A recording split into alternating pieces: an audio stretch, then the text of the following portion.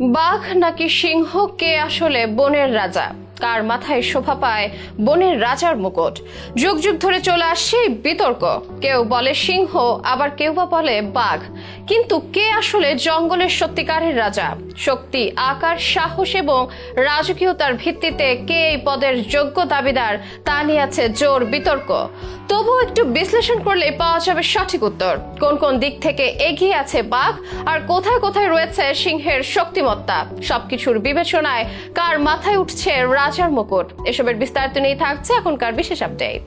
কথায় আছে যে বনে বাঘ নেই, সে বনে শেয়ালি রাজা। এই প্রবাদটি হয়তো অনেকে শুনেছেন, কিন্তু যেখানে বাঘ আর সিংহ দুটোই আছে, সেখানে আসলে রাজাকে এ নিয়ে তর্ক বিতর্ক অনেক দিনের। কেউ বলে শক্তির বিচারে বাঘ এগিয়ে, আবার কেউ বলে নেতৃত্বের গুণাবলীর কারণে সিংহই যোগ্য রাজার দাবিদার। কিন্তু আসলে কার মধ্যে আছে সেই প্রকৃত রাজকীয় বৈশিষ্ট্য? চলুন একটু বিশ্লেষণ করা যাক। প্রথমত দেখি শক্তির দিক থেকে কে এগিয়ে। একটি গড়পড়তা পুরুষ সিংহের ওজন হয় 190 কেজির মতো, যেখানে একটি পূর্ণ বয়স্ক রয়্যাল বেঙ্গল টাইগারের ওজন প্রায় 220 থেকে 250 কেজি পর্যন্ত হতে পারে। এদিক দিয়ে স্পষ্টতই এগিয়ে রয়েছে বাঘ। শুধু তাই নয়, আকারের দিক দিয়েও সিংহের থেকে কিছুটা বড় বাঘ। এদিকে বাঘের কামড়ের শক্তি প্রতি বর্গ ইঞ্চিতে 1050 পাউন্ড পর্যন্ত পৌঁছায়, যেখানে সিংহের কামড়ের শক্তি 650 পাউন্ডের মতো। এছাড়াও বাঘ তার ওজনের 5 গুণ পর্যন্ত ভারী শিকার ধরতে সক্ষম, যেখানে সিংহ তুলনামূলকভাবে কম শক্তিশালী। তাহলে কি বাঘই বনের রাজা? কিন্তু ইতিহাস কি বলে? 19 শতকের শুরুর দিকে ভারতের এক রাজা সিংহ বাঘের মধ্যে লড়াইয়ের আয়োজন করেছিলেন। অনেকে ভেবেছিলেন সিংহই জয়ী হবে, কিন্তু বাস্তবে দেখা যায় শক্তির দিক থেকে বাঘ এগিয়ে থাকায় সে লড়াইয়ে জয়লাভ করে। তাহলে কি ইতিহাস ও বাঘের পক্ষে কথা বলে? এই প্রশ্নের উত্তর পেতে হলে আমাদের দেখতে হবে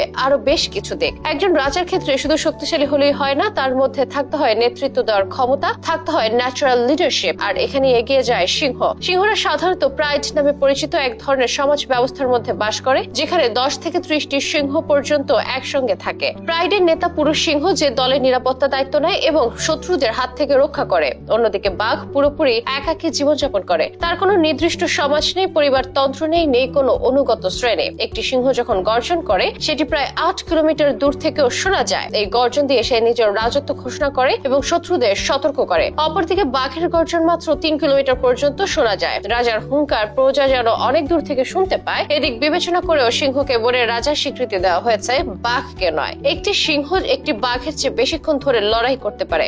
বাঘ যদিও সিংহের চেয়ে বেশি শক্তিশালী এবং আকারেও বড়, তবুও সে সিংহের মতো বেশিক্ষণ ধরে লড়তে পারে না, হাঁপিয়ে যায়। এছাড়াও বাঘ নিজের চেয়ে বড় প্রাণী যেমন হাতি, ভাল্লুকদের ভয় পায়, কিন্তু সিংহ কোনো প্রাণীকে ভয় পায় না, হোক সে তার চেয়ে বড় বা শক্তিশালী। কোন জন্তুর সাথে যখন বাঘ লড়াই করে এবং নিজের জয় লাভের কোনো সম্ভাবনা না দেখে, তখন বাঘ লড়াই ক্ষেত্র ছেড়ে পালিয়ে যায়। কিন্তু সিংহ যখন কোনো জন্তুর সাথে লড়াই করে, তখন সে কখনোই লড়াই ছেড়ে পালায় না। যদি এমন হয় যে এই লড়াইয়ে সিংহের মৃত্যু নিশ্চিত, তবুও সিংহ লড়াই করতে থাকে। একজন রাজা যেমন কাউকে ভয় পায় না, অকুত ভয় মনোবল নিয়ে রাজ্যের শাসন কার্য পরিচালনা করে, সিংহ তেমনি কাউকে ভয় পায় না, জঙ্গলের রাজত্ব করে। এ কারণে সিংহ বনে নিজের কর্তৃত্ব প্রতিষ্ঠা করতে পেরেছে, যা বাঘ পারেনি। আর এর জন্য সিংহকে বলা হয় বনের রাজা, বাঘকে নয়।